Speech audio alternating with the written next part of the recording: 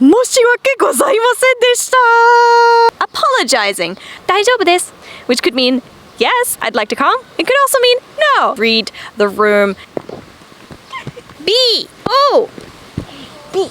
Hey guys and gals, on Ask Japanese, it's Cathy Cat. Today I'm going to teach you 5 must-know survival skills for dealing with Japanese people or being in Japan. So, let's go.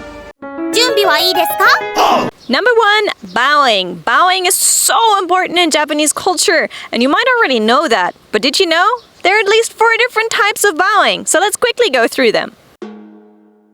The 15-degree bow is a casual one that you do, and you just say hi, similar things like that. Konnichiwa. One big mistake foreigners do, and I'm still guilty of that one, is our way of politeness is looking into each other's eyes, right? Which means that some people will still look into the other eyes, the other person's eyes while they're bowing. That's a no. You actually need to look down. Next one is the 45 one. It's more formal. So, for example, when they greet a customer who's coming into the store. いらっしゃいません. 90-degree one is super formal. Generally, you use that if you're apologizing to someone, especially someone who's like in a higher hierarchy than you are. So let's do this. 申し訳ございませんでした. You see the first 2 ones, you don't really see the third one. And if you paid attention, you know that I mentioned a 4th one. The 4th one is the throwing all your dignity away, falling to the ground, kneeling to the ground, putting your forehead to the ground and apologizing. That is like the lowest bow, throwing away all the dignity that you have. And that one, you generally only see in movies. Never seen anyone do that in real life. Apart from that one really awkward situation that I'm not going to talk about. But it does not really happen, generally. You'd only see it in movies. So I'm not going to practice that right now. いらっしゃいませ. Number 2, apologizing. Apologizing, being polite in Japanese culture is number 1. If you think you're in the fault, you will apologize. Sometimes you'll even apologize for, especially if you're serving customers for little things like dropping an item or having the coin and like falling to the counter. Or the craziest thing I sometimes think people are apologizing for is they ask you if you have a points card with them and you say no, and they will apologize for asking if you have a points card with them, even though they know they have to ask this. So there's like loads and loads of things. There's a lot of apologizing in Japanese culture, especially in the service industry. You'll learn to apologize a lot. A lot. And that kind of politeness, again, reflects though on Japanese culture that people are very apologetic with each other, and very polite people tend to apologize quite a lot more as well. So make sure you have your gomenasai and your sumimasen ready for when you come to Japan. Number 3. 大丈夫 is a very practical word to have in your repertoire because it can mean yes, it can also mean no. So for example, if you can go and ask a person, hey, are you alright? And like, 大丈夫? And the person can answer, 大丈夫, yes, I'm alright. It's kind of like a word you can use quite a lot of cases. Also, when I go out to the streets of Tokyo and do street interviews, sometimes I'll go up to a girl and say, hey, would you like to be in a street interview? And she'll be, 大丈夫です, which could mean, yes, I'd like to come. It could also mean, no, I definitely don't want to. It could mean both. It's a very useful word, but also a very confusing word. So read the room, read this situation, and try to figure out what it means. Sometimes even Japanese people will not know which 大丈夫 it is if you ask people, but generally try to read the ear and hope for the best.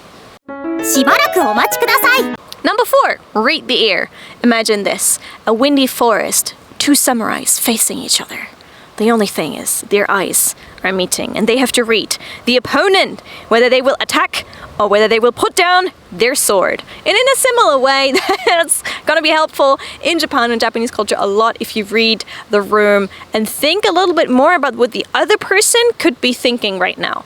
So Japanese people are very good at thinking what the other person is thinking, kind of putting themselves in their shoes, but also like sometimes overthinking is like the extreme. But for example, if it's very hot, they'll be like, I'm very hot right now. Hopefully, you know, they get it right and it's like, looks like the other person is very hot. You know what? I might go and get myself a drink, but also get them a drink so they'll feel better. Or sometimes Reading the room is like so important to just see like what the other person is thinking. I think when we come with a Western perspective in, we sometimes wonder what Japanese people are really thinking. And it's a skill that you build up with time to live here when you're living here in Japan, because at the start, I'm sorry, but almost each and every one of us, we're gonna step in a couple of plates and we're gonna, be like a big elephant in a pottery store. But slowly and surely, you'll get to notice the little signs, what people are saying. So for example, can mean yes, or that's the same word.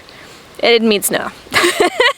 Read the room, read the person and their expressions, and try not to be too direct in certain situations. If you ask, can we meet tomorrow? And she said, no, I can't, let's do it another time. Don't keep asking them what time, when exactly, like how, when exactly, this year, this month, maybe tomorrow? Don't push people too much. Read the room, see how people are, and don't be too pushy. ちょっと待ってね。 Number 5 is know your blood types. Now, this goes actually into a territory that I was surprised about when I came to. Many Japanese people, they don't only know their blood types, pretty much all of them do, but they give that certain blood types a certain characteristic. It's almost a little bit, it feels like a horoscope saying, blood type A is like this, blood type B is like this, but people will have full-on conversations at a table in front of you about each other's blood types and how they can like, oh yeah, totally, you're totally a B with that, yeah, I'm such a B. Like seriously, I do all the B things. And everybody like, yeah, I thought you were a B when we met the first time. And I'm just sitting there going like, what? That's pretty much how you'll feel when Japanese people start talking about their blood types. So let me give you a quick crash course into Japanese blood types. A is known for being very much the type of people who are very much on time and they pay attention to things. Seems to be some of the overall characteristics of the A type. B. They're seen as the selfish ones, the ones who are a little bit more rough, but also the one who are very unique. So very much different from the A type. O, which is the blood type that's seen as the very optimistic one that actually does not pay much attention to details. They're just rolling with the punches. And they're probably the right opposite of A, to be honest. B. A-B types are the ones who are seen as a mix between A and B, and that's why they get the characteristics of being very eccentric. They are like two different people together. They can be two different things at the same time, and that's why they're seen as the eccentric ones, and they're actually pretty rare to find in Japan. So how's that for you guys? What's your blood type? Let us know in the comments down below. What I found really interesting is how Japanese people can keep up a whole conversation just about blood type. So if you know your blood type, you'll be in there. You'll be able to join that conversation. I don't know my blood type, so I have no idea. And I'll always feel a little bit left out when people talk about that. Hopefully one day I'll know. Probably should get myself tested. お疲れ様です。 So these are 5 survival skills for life here in Japan. Which one was the most useful to you? Let us know in the comments down below. Thank you so much for tuning in to Ask Japanese. I hope you have already subscribed. If you haven't, please think about it. It'd be lovely to have you here on the team. We're sending you guys things out from Japan coming out to you, no matter where in the world you are. And it'd be lovely to have you on the team and chat a little bit more about life in Japan, Japanese culture, things like that. I hope you have a lovely day, and I'll catch you soon for more stuff on Ask Japanese. Bye! Thank you guys!